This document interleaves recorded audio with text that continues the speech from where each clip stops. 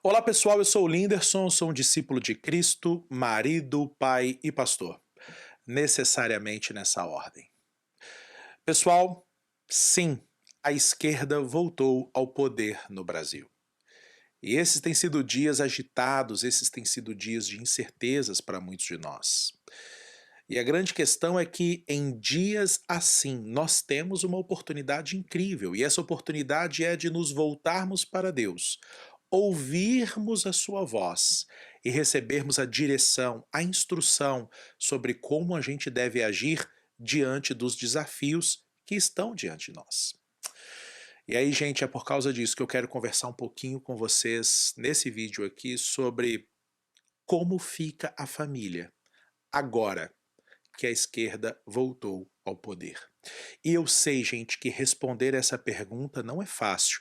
Tem uma resposta são muitos itens, muitos elementos para responder essa pergunta de forma completa. Mas tem uma resposta que eu gostaria de trazer já agora aqui para vocês.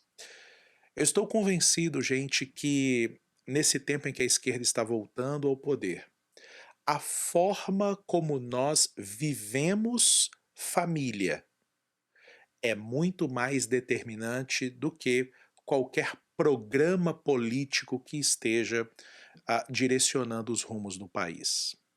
E eu vou explicar isso um pouco melhor para vocês. É claro, gente, que, por exemplo, a gente precisa considerar o ateísmo escancarado de um professor tentando minar a fé dos nossos filhos como algo grave. A gente deve considerar isso algo grave, algo sério. Mas eu tenho certeza, pessoal, que o ateísmo escancarado de um professor na escola não é tão prejudicial para a vida dos nossos filhos quanto o ateísmo velado de pais e mães que não têm um compromisso real com a Sagrada Escritura dentro de casa e que passam, por exemplo, a semana inteira vivendo como se Deus não existe. Mesmo que no domingo pega esse menino, pega essas crianças e leva lá para a sala de escola dominical na igreja, com a certeza absoluta de que levando apenas o filho na escola dominical está educando a criança no caminho do Senhor. Cuidado, porque às vezes o ateísmo velado dentro de casa apenas confirma as teses do ateísmo escancarado do lado de fora.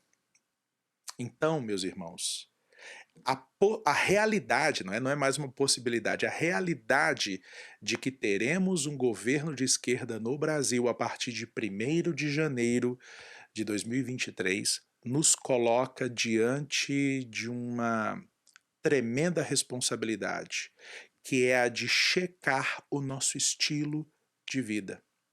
Checar se os nossos lares têm sido ambientes onde os nossos filhos estão sendo cercados, não é?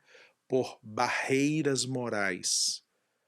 Porque muitos de nós, em tempos de governo conservador, acabamos transferindo para esse ou aquele governante a responsabilidade de construir cercas morais, construir as barreiras que impedirão as ideologias de alcançar o coração e a mente dos nossos filhos.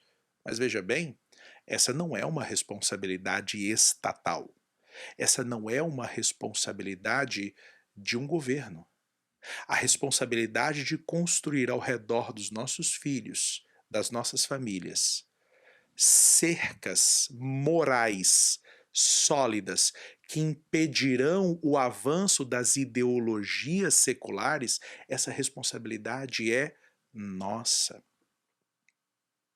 Essa responsabilidade está sobre os nossos ombros.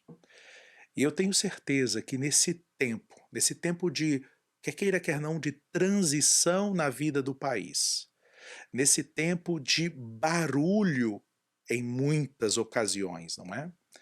Nós seremos chamados pelo Espírito Santo a reavaliar a nossa rotina.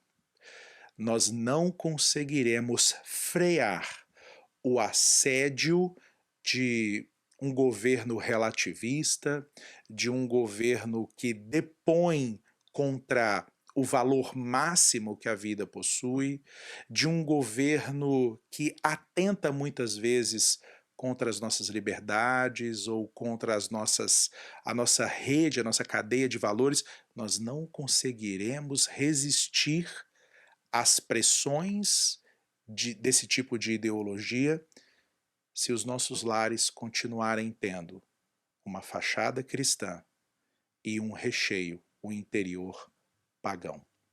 Então esse é o tempo de nós reafirmarmos com Deus o compromisso de edificarmos a nossa casa sobre a rocha.